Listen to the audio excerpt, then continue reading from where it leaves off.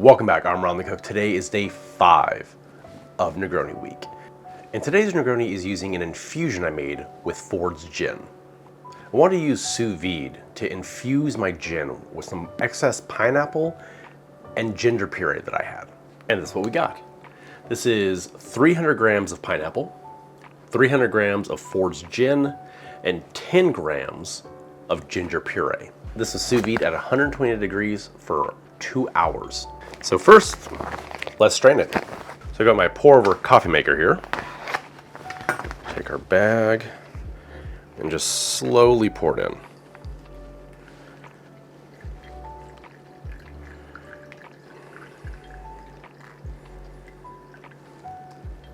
Now there is a lot of pulp in this bag, so it's probably gonna take 15 to 20 minutes for this to fully drain. All right, let's give our pineapple a taste. It's been in gin now. So I sous vide it, but then I forgot about it. So it's been in there for, I don't know, like 2 weeks. Oh God. Oh, not good. And there it is, our final product. Pulled a lot of color out of our pineapple and ginger. Let's give it a taste on its own. Ooh, it smells like candied pineapple. I can smell the ginger.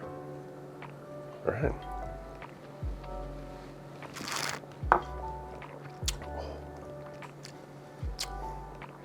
That's nice.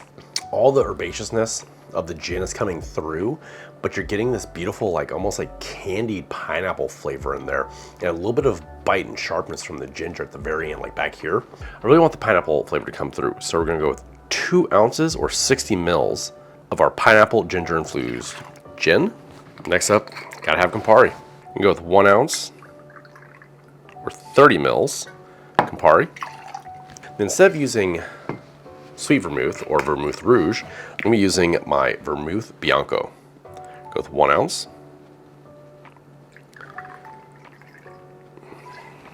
Grab my big cube here and give it a stir for about 20 seconds. We're gonna double strain into my Libby glass here.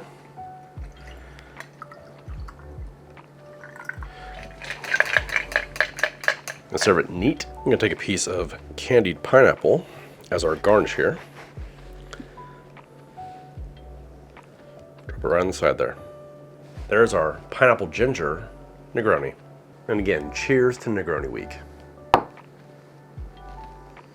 Oh, you can really smell that pineapple.